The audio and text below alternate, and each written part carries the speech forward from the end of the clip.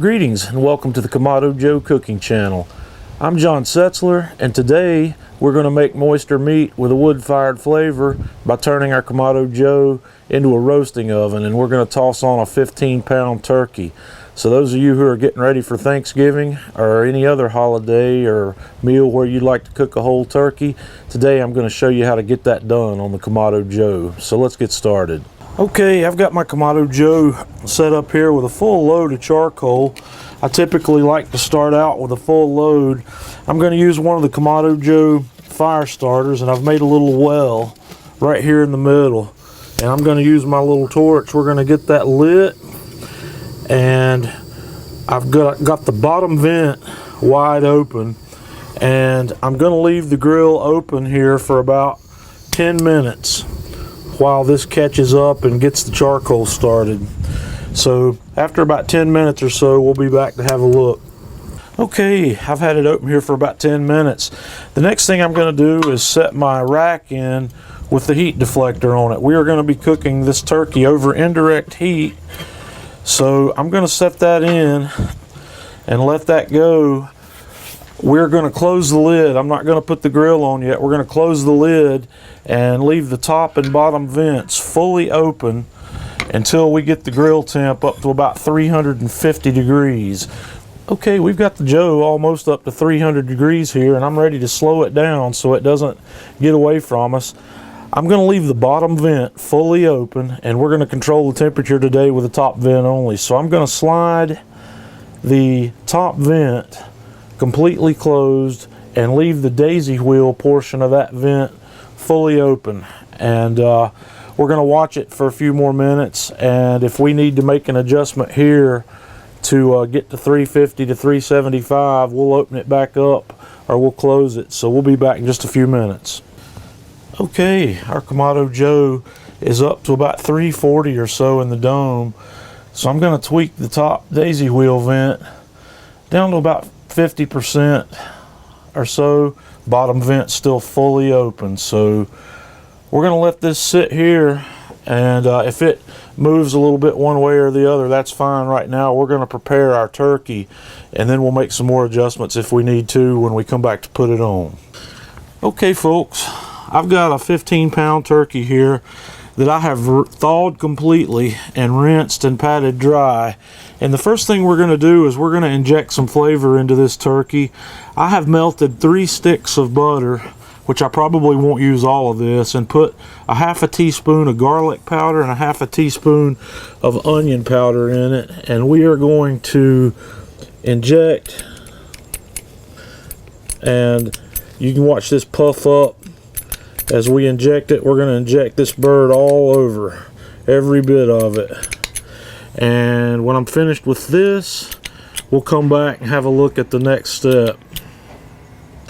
Okay, now that we've got our bird injected, we're going to take a dull butter knife here, and we are going to work it up underneath the skin and get the skin worked loose without tearing it off. So I'm going to work my way around this bird and get the skin loosened up, and then we'll be back because we're going to put some seasoning up underneath the skin. Okay, now that I've got the skin loosened up, we're going to put some seasoning up underneath there, and we're going to work that in. We're going to massage that in underneath the skin all throughout this bird. You can see you can lift the skin up and work your fingers down through there and get seasoning on the meat between the skin. So I'm going to work my way around this bird with the seasoning, and also you can use any kind of seasoning blend you like. Today I am using McCormick's Montreal chicken because that's a poultry blend that I really like. So let me finish here and then we'll move on. Okay, after I've got all that underneath the skin, we're going to come back and put a nice liberal coat of that on the outside of this bird as well. And then we'll be just about ready to go to the grill. So we'll be back in just a moment. And now that I've got a nice coat of seasoning, we're going to stuff some aromatics inside the bird. And also, here's another thing you need to watch out for. You want to remove anything that comes inside the bird. This one had a neck in it, but the other one will have, some of these birds will have giblet packs in them, and you'll want to take those out And I've got one large onion that I've quartered. I've got several cloves of garlic that I have just mashed, and we're going to stuff all that in there. And I'm also going to use several sprigs of fresh thyme inside here. Thyme is a wonderful aromatic, and I grow my own, so we're going to stuff that right in there as well. And now we're ready to go to the grill. Okay, the Kamado Joe's cruising along about 370 here. I'm going to open the lid, and if you remember, we didn't put the grill on. I'm going to lift that rack out and set it aside for a moment, and we are going to put about 3 chunks of apple wood inside here to get a little bit of smoke going in this grill. You don't want to put too much, especially if you're using a more harsh wood like hickory or mesquite. Those woods will put a lot of smoke to that turkey in a hurry. So now we can set our grill back on here, and I will close this up and we'll get the turkey. Alrighty, it's time to put this bird on. We got some smoke coming now from that apple wood, so we're gonna set this guy right on the middle of the grill, and I'm gonna cook this breast side up. And if you want to tuck your wingtips back down in there, you can definitely do that. I'm going to run a temperature probe in the thick of this breast, and I'm going to insert it back here so we can get it in there fairly deep. And we're going to cook until we get to about 160 degrees or so in the breast, and then we'll be back to have a look. This is going to take several hours. Also, as you can see here, I've just put the turkey on and closed the lid. Our temperature's dropped down to 250, but I am not going to tweak my vents. I'm going to leave those vents exactly where I had them and let this thing come back to temperature. We're going to watch it, and you probably can't see it moving there, but it's coming back up. I've got the vent exactly where we left it. The bottom vent's fully open, and the top vent daisy wheel is probably riding around 50%. I'm not sure if you can see that here. We're going to leave it at that, and we're going to watch it for a little while, and if we need to make a vent adjustment to keep that temperature where we want it, we'll do that. So we'll be back. Okay folks, we're about an hour and 10 or an hour and 15 minutes into this cook.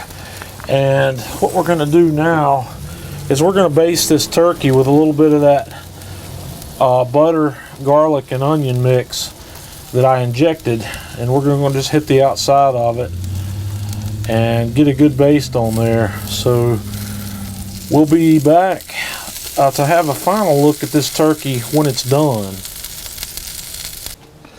Okay folks, we are just shy of 3 hours. We're about 2 hours and 50 minutes into this cook, and my temperature probe's reading 162, so I'm gonna double check that and make sure that we're good. I want you to read the notes in this video description about using these meat probes. They can read high when you're cooking like this, and it's something you need to be aware of. And you always want to double check your temperature against an instant read thermometer whenever possible. But this turkey is ready. It's at 162 and 163 in the thick part of the breast.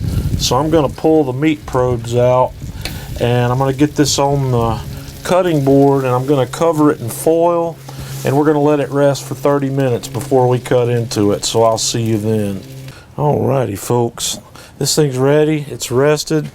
We're going to cut into it here. I'm going to slice a little bit off of this breast, and I always like to get a piece there with all the seasoning on it. And man, this looks delicious.